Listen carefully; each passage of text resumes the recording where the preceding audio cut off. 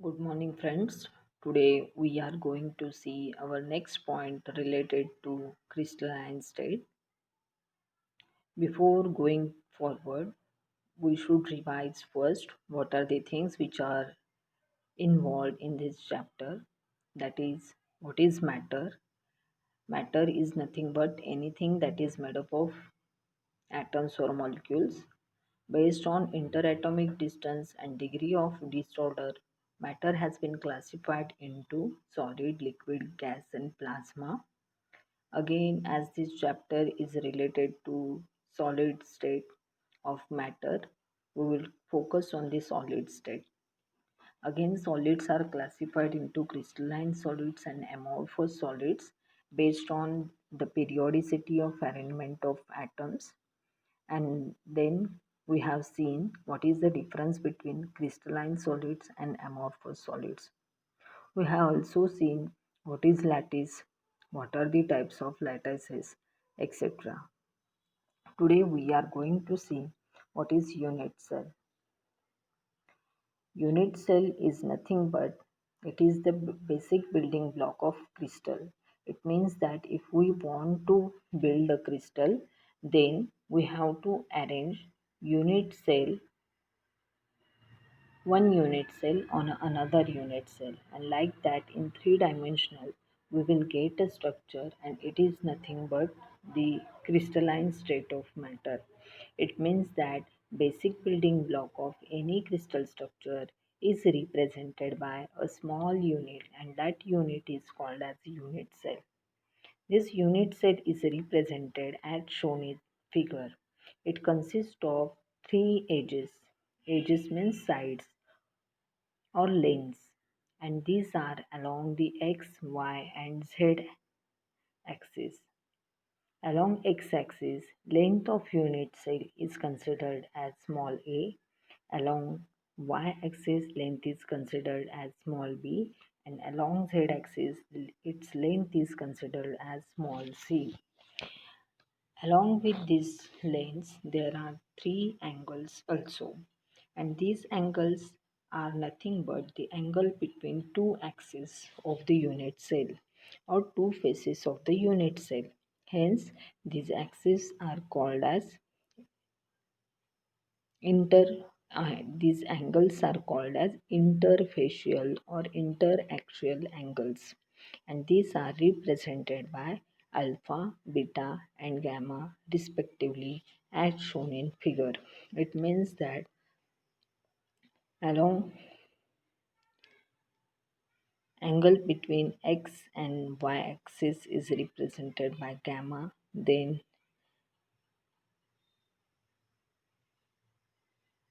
alpha is nothing but the angle between z and y axis, and angle between z and x axis is represented by beta. This unit cell consists of all the structural properties of the bulk. Hence, if we consider the parameters of unit cell, they are nothing but the three sides and three edges of the unit cell, and these are called as lattice parameters. If we observe the unit cell, it is made up of three non-coplanar vectors A, B, and C, and its shape is parallel.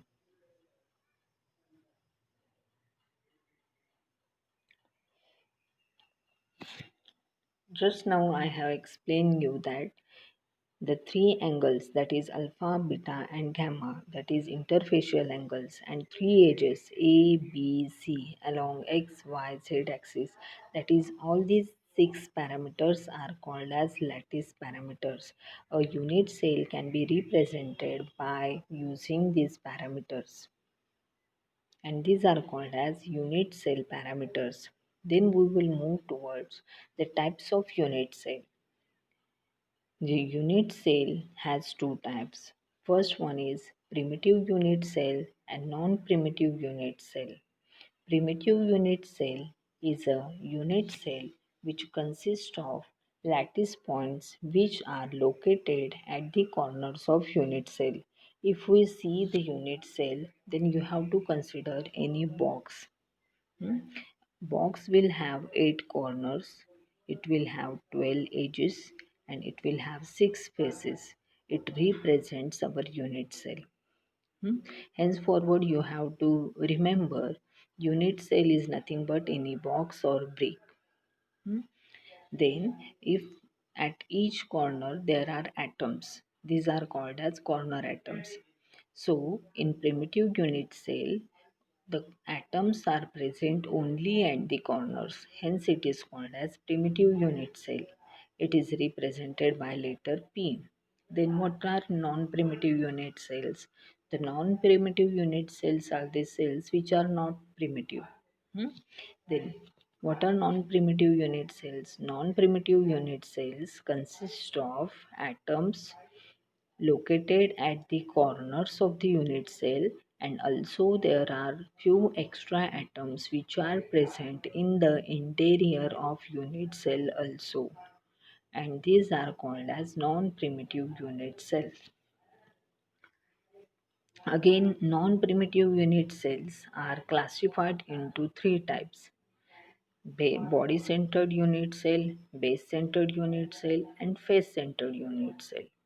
Though body centered, base centered, and face centered unit cells are the types of non primitive unit cell because these consist of atoms present at the corners of the unit cell, and along with that there are extra atoms present in the interior of body. One by one we will see what are body centered unit cell, base centered unit cell, and face centered unit cell. Body centered unit cell is represented by letter I.